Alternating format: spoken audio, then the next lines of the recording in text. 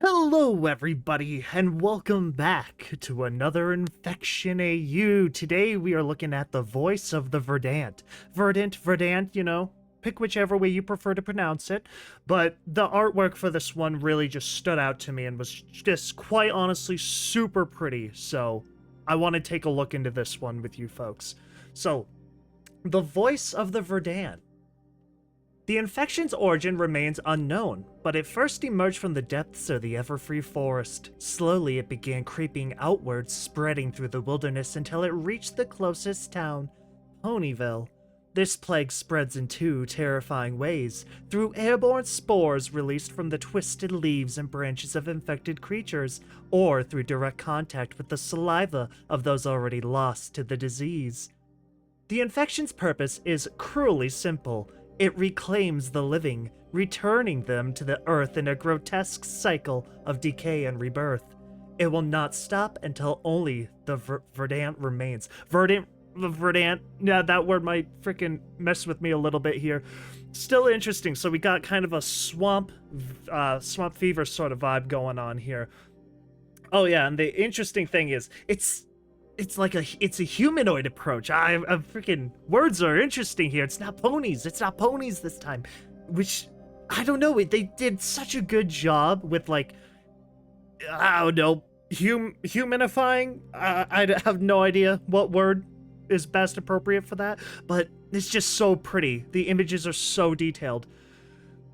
So, poor Apple Bloom here. Stage 1. Stage 1 begins the infection's hold as the victim hears haunting and whispers urging them to submit to turn violent, depending on their nature.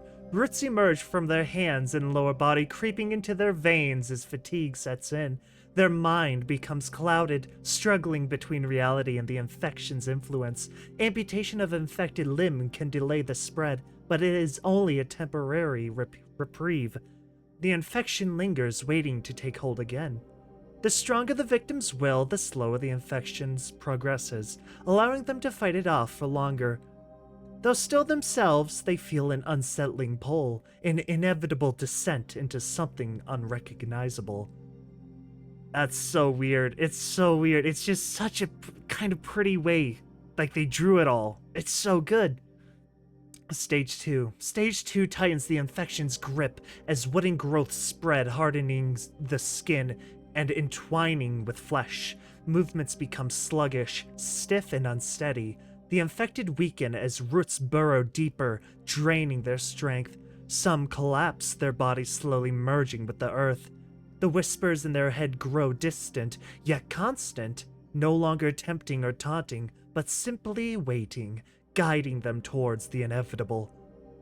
The mind fades, slipping between awareness and emptiness. They become non-responsive, their voices reduced to faint murmurs or strained breaths. This is the calm before the storm. This stage has no contagious factors, no spores, aggressive behaviors, or bites. The infection is nearly complete, waiting for its final transformation. Freaking crazy. Dude, this is so sad. It's so weird. I wouldn't touch him. I wouldn't touch him. You can't say goodbye. She's got a mask on, I suppose. It's just, oh, that's so depressing. Stage 3. Stage 3 is the final surrender, where the infected cease to be individuals and become part of the land itself. Their bodies stiffen completely as the wooden growths overtake them, skin turning to bark, limbs twisting into gnarled branches. Their legs root into the ground, anchoring them in places as they become lifeless husks of what they once were. Any remnants of their former selves fade away. Their breath stills, and their voices are silenced. The whispers that once tormented them are gone. Now just eerie, hollow trees, they stand frozen in time, their presence a grim reminder of the infection's grip. The wind rustles through their branches, carrying the echoes of a world that cannot be saved. It's very interesting. So, I forget what folklore or culture it is or whatever, but there is a game, Unforgiving, a Northern Hymn, I forget whichever or, but spoiler, there is a thing or something that goes on where you get bitten and you turn into a tree. I feel like this kind of has like connection to that. Maybe not specifically that, but maybe that could be like the possible origin of the swamp fever. Because I know it's all rooted in folklore and stuff like that, which is really interesting here. And also, so I am reading off of a separate screen here, so we obviously have a picture here, these words. I read these, and then on the TikTok page where I'm getting this from, on the description, it sometimes has different dialogue here, so I kind of need to adjust my head and swap between them, so just a little heads up for folks. But yeah, Applejack. Applejack has stepped up as Ponyville Sheriff, becoming a symbol of resilience and stability. Turning her family farm into a refuge, Applejack shelters survivors in the barn, providing them with whatever food Granny Smith can spare. Now, Applejack wears Apple Bloom's signature bow around her neck, a constant reminder of the little sister she couldn't save. Very depressing. So let's see. Applejack, now the Sheriff of Ponyville, has taken it upon herself to protect and serve her community as Equestria falls to the infected. She has turned Sweet Apple Acres into a refuge, where Granny Smith provides what little food they have to the uninfected survivors separated from her friends. Applejack ventures deep into the Everfree Forest, searching desperately for Zecora, who may hold the key to a cure. However, her greatest heartbreak came when Apple Bloom insisted on joining her and fell victim to the sickness. Now, Applejack wears her sister's bow around her neck, a constant reminder of her loss and the promise to keep fighting. Very depressing here. So the disease has already been going on a little bit here, right? So it was only when Applejack decided to take Apple Bloom with her to go find Zecora in the Everfree, presumably, is when, unfortunately, Apple Bloom got sick. Pinkie Pie! Okay. Pinkie Pie, status stage 1 infected. When the plague struck, Pinkie was in the town square joyfully playing with the children. Instead of fleeing, she prioritized saving them, ensuring their safety while sacrificing her own. Realizing she was infected, Pinkie locked herself inside the bakery before the disease could fully take hold, determined to protect those outside. When her friends finally found her, the infection had transformed her into something unrecognizable. Her once cheerful energy had turned into uncontrollable, hyper-violent tendencies, forcing them to restrain her for everyone's safety. Actually kinda crazy though. Whatever's going on here with Pinkie, I'm all for it. That's so weird. She's literally kind of become the wild card.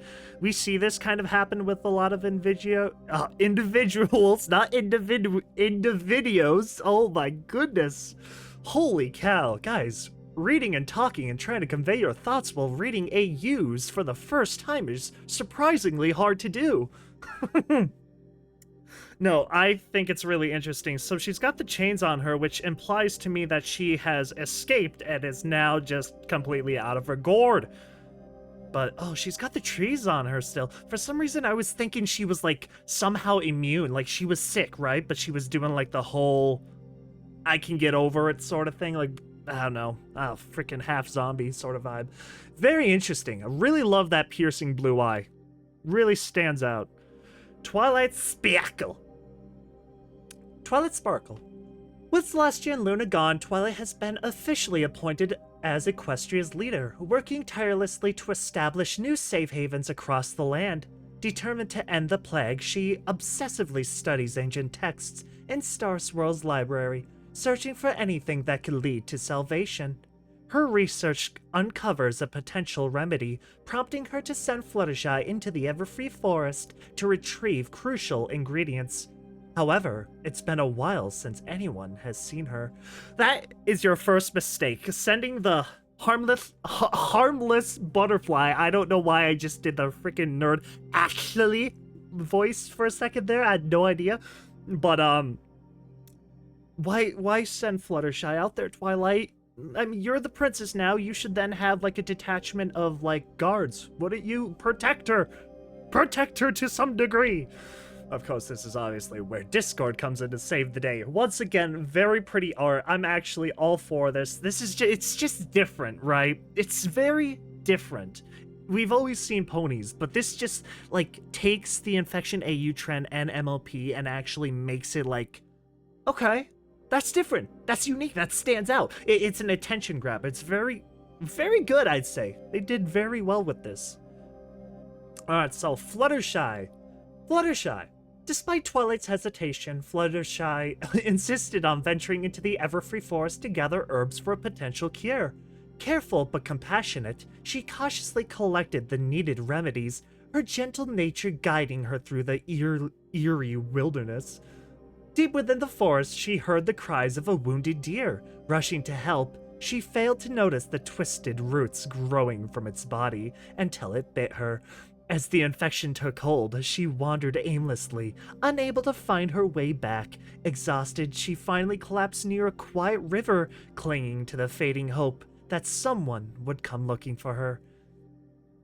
That's a very depressing way to go. It's like, well, I'm gonna die. Might as well just sit here. This looks like a comfy place. Time to give up. Very weird. So, I'm thinking about it, right? I'm thinking about The Last of Us in this very second here. In The Last of Us, didn't the cordyceps, obviously cordyceps took over the body, right? But didn't it replace the muscular system? I swear somewhere I saw that, or heard, that the cordyceps fungus literally, like, erased the muscular system and replaced it with its cordyceps. It just replaced it, which is kind of how I am sort of looking at this, pretty much.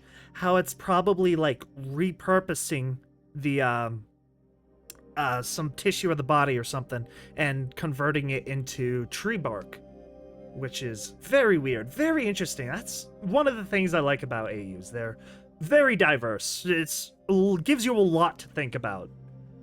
Whoa, okay, there's a lot going on here, and I'm loving this sort of vibe atmosphere going on here. Okay, so Rainbow Dash.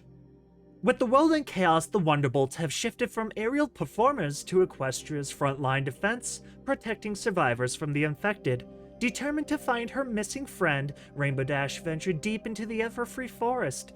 As she navigated the dense woods, she unknowingly inhaled the invisible spores, which clung to her lungs and began their slow, insidious takeover, starting at the extremities.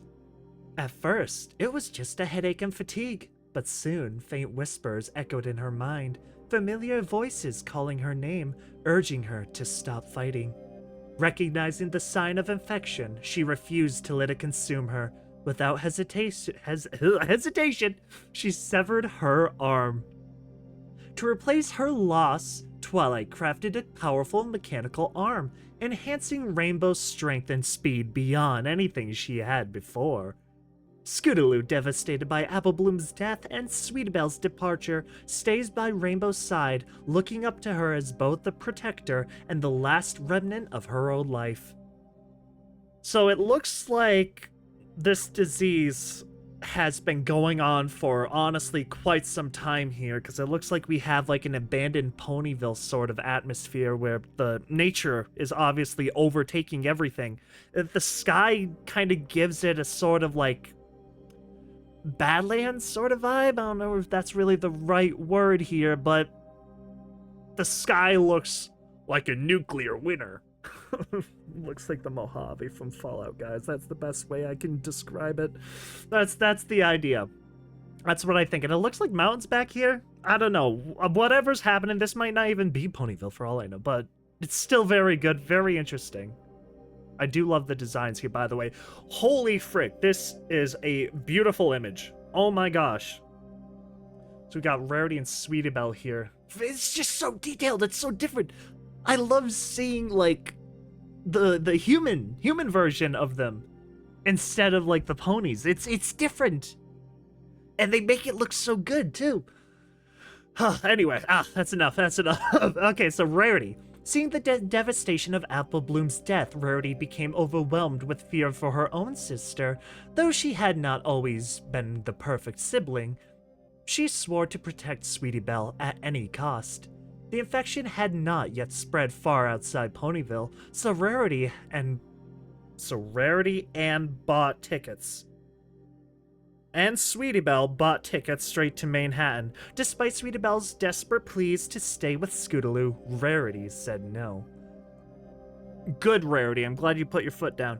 Before leaving, she made a solemn promise to Twilight to do whatever she could to help combat the virus. Even from afar, she refused to be powerless.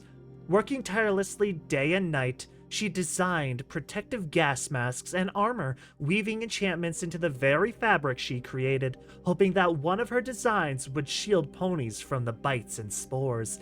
She sent her prototypes to Twilight, praying for a breakthrough, but each attempt failed. That's so depressing. What is this?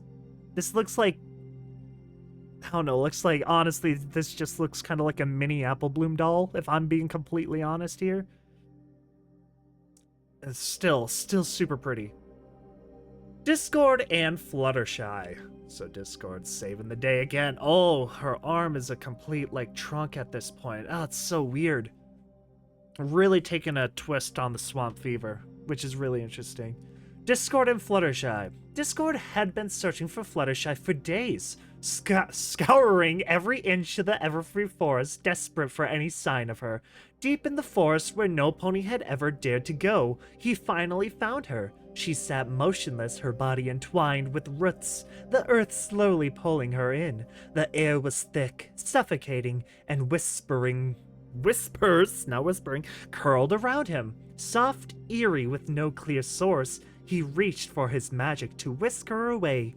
Nothing happened. The energy here was different, resisting him. Dread coiled in his chest. If his magic was useless, this place had to be crucial to Twilight's research. He tore at the roots with his bare hands, ignoring their resistance, and wrenched her free. Herbs in her hand, the unnatural weight of the force pressed down on him as he carried her away, pushing forward until at last the suffocating force lifted. Only then could he teleport, vanishing with Fluttershy in his arms, praying he wasn't too late.